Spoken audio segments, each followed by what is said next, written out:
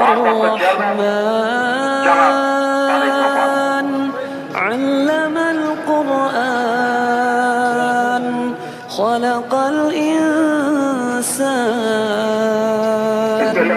علمه البيان الشمس والقمر بحسبان والنجم والشجر يسجدان والسماء رفعها ووضع الميزان যদি আপনাদের কারো কাছ থেকে কোনো ঋণ নিয়ে থাকেন দয়া করে আমার সাথে যোগাযোগ করবেন, আমি সেটি পরিশোধের ব্যবস্থা করবো ইনশাআল্লাহ।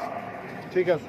একই সাথে উনি জীবিত থাকাকালীন অবস্থায় ওনার কোনো ব্যবহারে, ওনার কোনো কথায় যদি কেউ আঘাত পেয়ে থাকেন তাহলে মরুমার পক্ষ থেকে আমি আপনাদের কাছে ক্ষমা প্রার্থী। দোয়া করবেন আল্লাহ তাআলা যাতে ওনাকে বেহেশত দান করেন। আসসালামু আলাইকুম। আসসালামু আলাইকুম।